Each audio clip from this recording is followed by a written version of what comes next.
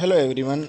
आज हम इस वीडियो में गोलीय दर्पण की फोकस दूरी उसकी वक्रता त्रिज्या की आधी होती है, इस पर एक चित्र आरेख के द्वारा समझने जा रहे हैं।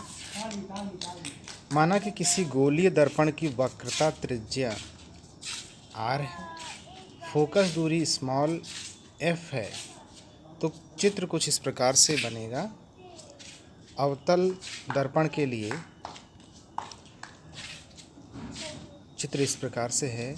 ये अवतल दर्पण आपके सामने, इसका उभरा हुआ भाग पॉलिशदार होता है और धंसा हुआ भाग चमकीला होता है, चिकना होता है। इसके जो मध्य का बिंदु है उसे ध्रुव कहते हैं और बाईं तरफ ये जो लंबी सी रेखा ये मुख्य अक्ष है। इसके बाईं तरफ एक बिंदु है जिसे वक्रता केंद्र कहते हैं। वक्रता केंद्र C और P को मिलाने वाली यह रेखा वक्रता त्रिज्या कहलाती है और इसे कैपिटल R से दिखाया जाता है।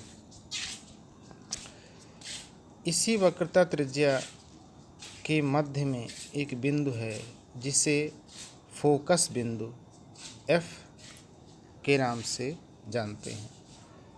कोई भी प्रकाश की किरण जब मुख्य अक्ष के समांतर इस प्रकार से आती है और दर्पण से टकराने के बाद परावर्तित हो जाती है, तो वह सदैव ही परावर्तन के पश्चात फोकस बिंदु से होके इस प्रकार से जाती है। तो यह फोकस बिंदु इस वक्रता त्रिज्या के बिल्कुल मध्य बिंदु में स्थित है।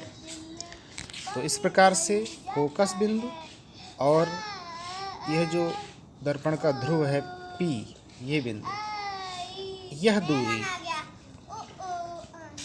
F और P के बीच में यह दूरी फोकस दूरी कहलाती है और इसे स्मॉल f से दिखाते हैं। यह फोकस दूरी वक्रता त्रिज्या r के आधी होती है, इसीलिए हम कहते हैं f यानी फोकस दूरी बराबर r/2 यानी वक्रता त्रिज्या बटे 2, अर्थात जो फोकस दूरी है वह वक्रता त्रिज्या की आधी होती है। इस पर आंकिक प्रश्न भी परीक्षा में पूछे जाते हैं। अगले वीडियो में आंकिक प्रश्न लेकर आप सभी के सामने पुनः उपस्थित होंगे। तब तक के लिए हैव ए ग्रेट टाइम।